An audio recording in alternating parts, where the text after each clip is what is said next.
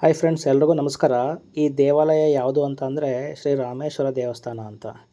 ಈ ದೇವಾಲಯ ಇದೆಯಲ್ಲ, ಶ್ರೀ ರಾಮೇಶ್ವರ ದೇವಸ್ಥಾನ ಅಂದರೆ ಶಿವನ ರೂಪ ಅಂತ ಅರ್ಥ. ಬೆಂಗಳೂರಿನ ಜನನಿಬಿಡ ಪ್ರದೇಶದ ಮಧ್ಯದಲ್ಲಿದ್ದರೂ ದೇವಸ್ಥಾನದ ಆವರಣವು ಭಕ್ತರಿಗೆ ಶಾಂತವಾದ ಧಾರ್ಮಿಕ ವಾತಾವರಣವನ್ನು ನೀಡುತ್ತದೆ. ಈ ರಾಮೇಶ್ವರ ಎಂಬ ಹೆಸರಿನ ಮಹತ್ವ ಏನು ಗೊತ್ತಾ? ರಾಮೇಶ್ವರ ಎಂಬ ಹೆಸರು ಹಿಂದೂ ಧಾರ್ಮಿಕ ಪರಂಪರೆಯಲ್ಲಿ ಬಹಳ ಮಹತ್ವ ಹೊಂದಿದೆ. ಶ್ರೀರಾಮನು ಶಿವನನ್ನು ಆರಾಧಿಸಿದ ಸ್ಥಳಗಳಿಗೆ ರಾಮೇಶ್ವರ ಎಂಬ ಹೆಸರು ಬಂದಿದೆ ಎಂಬುದು ಪೌರಾಣಿಕ ಪರಂಪರೆ. ಗೊತ್ತಾಯ್ತಾ? ಶ್ರೀರಾಮ ಇದ್ರಲ್ಲ, ಅವರು ಶಿವನನ್ನು ತುಂಬ ಆರಾಧಿಸ್ತಾ ಇರ್ತಾರಂತೆ. ಅಂದರೆ ಆ ಶಿವನಿಗೆ ತುಂಬ ಅದ್ಭುತವಾದ ಭಕ್ತರು ಈ ಶ್ರೀರಾಮ. ಸೊ ಹಾಗಾಗಿ ಇದಕ್ಕೆ ರಾಮೇಶ್ವರ ಅನ್ನೋಂತಹ ಹೆಸರು ಬಂದಿದೆ.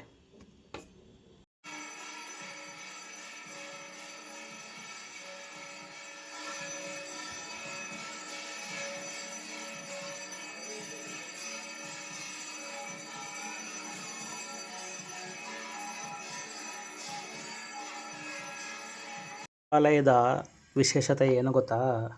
ಈ ದೇವಾಲಯದ ವಿಶೇಷತೆ ಏನು ಅಂದರೆ ರಾಮೇಶ್ವರ ಸ್ವಾಮಿ ಜೊತೆಗೆ ಹಲವು ದೇವತೆಗಳ ಆರಾಧನೆಯು ಕೂಡ ಕಂಡುಬರುತ್ತದೆ. ಇಲ್ಲಿ ಯಾವ್ಯಾವ ದೇವಸ್ಥಾನ ಇದೆ ಅಂತಂದರೆ ನವಗ್ರಹ ದೇವಸ್ಥಾನ ಇದೆ. ಇಲ್ಲಿ ಬರೀ ನವಗ್ರಹ ದೇವಸ್ಥಾನ ಇಲ್ಲ, ನವಗ್ರಹ ದೇವರುಗಳ ಜೊತೆ ಅವರ ಪತ್ನಿಯರು ಕೂಡ ಇದ್ದಾರೆ. ನೀವು ಇಡೀ ಬೆಂಗಳೂರಿನಲ್ಲಿ ಯಾವ ದೇವಸ್ಥಾನ ಬೇಕಾದರೂ ನೋಡ್ಕೊಬನ್ನಿ, ನವಗ್ರಹ ದೇವಸ್ಥಾನದಲ್ಲಿ ಬರೀ ನವಗ್ರಹ ದೇವರುಗಳು ಮಾತ್ರ ಇರ್ತಾರೆ. ಆ ನವಗ್ರಹ ದೇವರುಗಳ ಪತ್ನಿಯರು ಇರೋದಿಲ್ಲ. ಈ ದೇವಸ್ಥಾನದಲ್ಲಿ ಮಾತ್ರ ನವಗ್ರಹ ದೇವರುಗಳ ಪತ್ನಿಯರಿದ್ದಾರೆ. ನೀವು ಹೋಗಿ ನೋಡ್ಬೋದು, ತುಂಬ ಅದ್ಭುತವಾಗಿದೆ. ಅದನ್ನು ನೋಡೋಕ್ಕೆ ಎರಡು ಕಣ್ಣೇ ಸಾಲಲ್ಲ. ಈ ವಿಡಿಯೋದಲ್ಲಿ ನೋಡ್ತಾ ಹೋಗಿ ನಿಮಗೆ ಖುಷಿ ಆಗುತ್ತೆ. ಓಕೆನಾ? ಅದಾದಮೇಲೆ ಶ್ರೀರಾಮನ ಪೂಜೆ ಮಾಡ್ತಾರೆ. ಆಮೇಲೆ ಶಂಕರಾಚಾರ್ಯರು ಕೂಡ ಪೂಜೆ ಮಾಡ್ತಾರೆ. ಅಲ್ಲಿ ಸುಬ್ರಹ್ಮಣ್ಯ ಸ್ವಾಮಿ ಇದೆ, ಹಾಗೂ ಕಾಲಭೈರವೇಶ್ವರ ಸ್ವಾಮಿಯೂ ಕೂಡ ಇದೆ. ಹಾಗೂ ಇಲ್ಲಿ ಶ್ರೀರಾಮ, ಲಕ್ಷ್ಮಣ, ಸೀತೆ, ಆಂಜನೇಯ ಇರುವಂತಹ ಒಂದು ಅದ್ಭುತವಾದ ದೇವಸ್ಥಾನ ಇದೆ ಒಳಗಡೆ. ಇಲ್ಲಿ ಕಾಣಿಸ್ತಿದ್ದಿಲ್ಲ, ಇದು ಒಳಗಡೆ ಡೈರೆಕ್ಟ್ ಹೋಗ್ತಿದ್ದಂಗೆ ಅದೇ ದೇವಸ್ಥಾನ ಕಾಣೋದು. ಹಾಗಾಗಿ ಒಂದೇ ದೇವಸ್ಥಾನಕ್ಕೆ ಭೇಟಿ ನೀಡುವ ಮೂಲಕ ಹಲವು ದೇವತಾ ಸನ್ನಿಧಿಗಳನ್ನು ದರ್ಶನ ಮಾಡಬಹುದು. ಹಾಗೂ ಈ ದೇವಸ್ಥಾನ ಭಕ್ತರಿಗೆ ತುಂಬ ಆಕರ್ಷಣೆಯಾಗಿದೆ. ಇದು ಬೆಂಗಳೂರಿನ ಸೆಂಟರ್ ಆಫ್ ದ ಸಿಟಿಯಲ್ಲಿದೆ. ಎಲ್ಲಿ? ಈ ಚಾಮರಾಜಪೇಟೆ ಇದೆಯಲ್ಲ, ಆ ಚಾಮರಾಜಪೇಟೆಯಲ್ಲೇ ಇರೋದು ಇದು. ಓಕೆನಾ? ಗೂಗಲ್ ಮಾಡಿದ್ರೆ ಗೂಗಲ್ ಮ್ಯಾಪಲ್ಲಿ ಸಿಗುತ್ತೆ ಈ ದೇವಸ್ಥಾನ.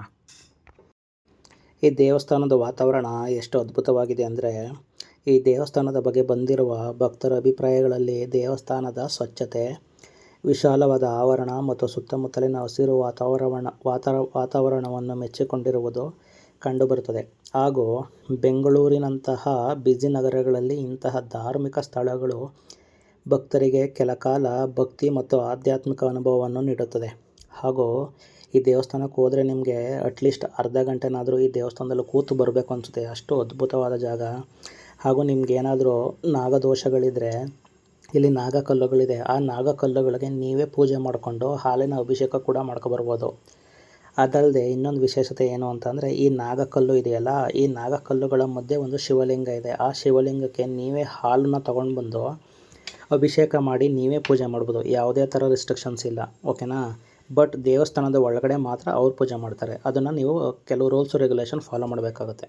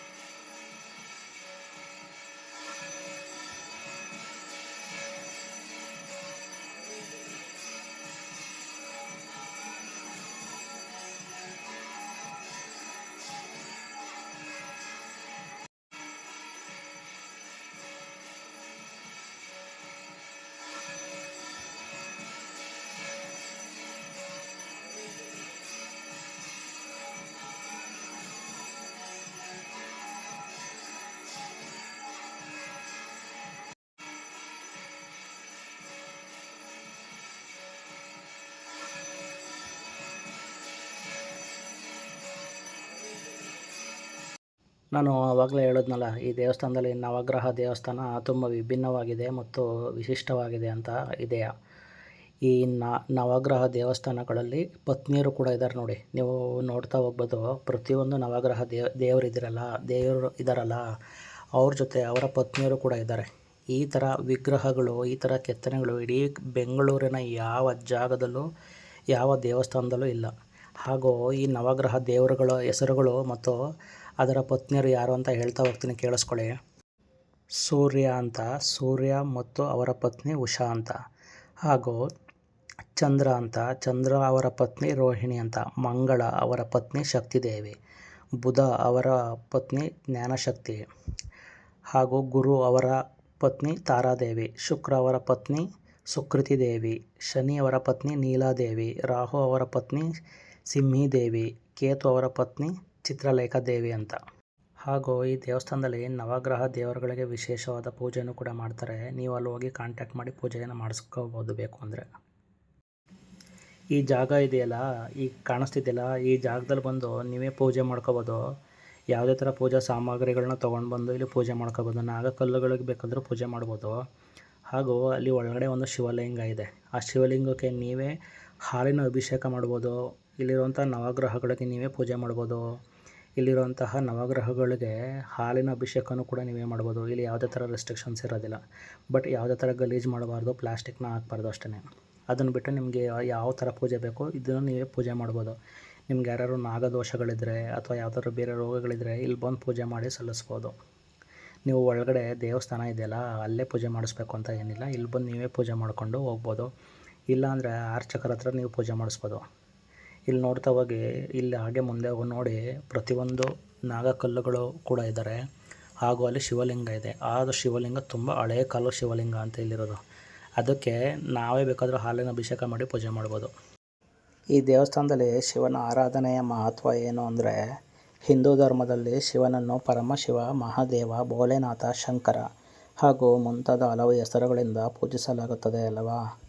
ಹಾಗೆ ಶಿವಲಿಂಗಕ್ಕೆ ಅಭಿಷೇಕ ಮಾಡುವುದು, ಬಿಲ್ವಪತ್ರೆ ಅರ್ಪಿಸುವುದು, ಪಂಚಾಕ್ಷರಿ ಮಂತ್ರವಾದ ಓಂ ನಮಃ ಶಿವಾಯ ಜಪಿಸುವುದು ಶಿವ ಆರಾಧನೆಯ ಪ್ರಮುಖ ಭಾಗಗಳಾಗಿವೆ. ಸೊ ಹಾಗಾಗಿ ಇದೆಲ್ಲವೂ ಕೂಡ ಶಿವನ ಆರಾಧನೆಯ ಮಹತ್ವ ಅಂತ ತಿಳಿಸ್ತದೆ. ಸೊ ಹಾಗಾಗಿ ಈ ಜಾಗದಲ್ಲಿ ಆ ಶಿವನ ವಿಗ್ರಹ ಇದೆಯಲ್ಲ, ಶಿವಲಿಂಗ, ಅಲ್ಲಿಗೆ ನೀವೇ ಹಾಲನ್ನ ತೊಗೊಂಡು ಬಂದು ಅಭಿಷೇಕ ಮಾಡ್ಬೋದು.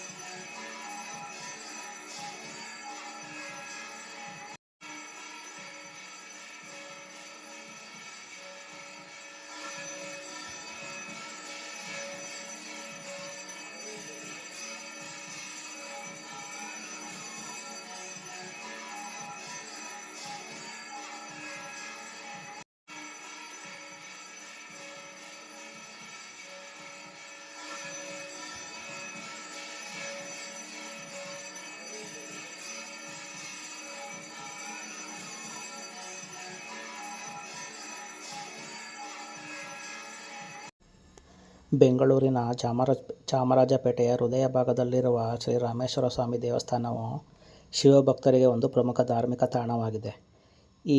ಈ ರಾಮೇಶ್ವರ ಸ್ವಾಮಿಯ ದರ್ಶನದ ಜೊತೆಗೆ ನವಗ್ರಹಗಳು, ಸುಬ್ರಹ್ಮಣ್ಯ ಸ್ವಾಮಿ, ಕಾಲಭೈರವ ಸೇರಿದಂತೆ ಹಲವು ದೇವತಾ ಸನ್ನಿಧಿಗಳನ್ನು ಇಲ್ಲಿ ಕಾಣಬಹುದು. ಬೆಂಗಳೂರಿನ ಗದ್ದಲದ ನಡುವೆಯೂ ಆಧ್ಯಾತ್ಮಿಕ ನೆಮ್ಮದಿಯನ್ನು ನೀಡುವ ಈ ದೇವಸ್ಥಾನಕ್ಕೆ ನೀವು ಒಮ್ಮೆ ಭೇಟಿ ಕೊಡಿ. ಹಾಗೂ ಈ ವಿಡಿಯೋ ಏನಾದರೂ ಇಷ್ಟ ಆಗಿದರೆ ಲೈಕ್ ಮಾಡಿ, ಸಬ್ಸ್ಕ್ರೈಬ್ ಮಾಡಿ. ಈ ವಿಡಿಯೋ ಏನಾದರೂ ಇಷ್ಟ ಆಗಿದರೆ ನಮ್ಮ ಚಾನಲ್ನ ಸಬ್ಸ್ಕ್ರೈಬ್ ಮಾಡಿ. ಈ ವಿಡಿಯೋ ನೋಡಿದ್ದಕ್ಕೆ ಧನ್ಯವಾದಗಳು. Thank you very much.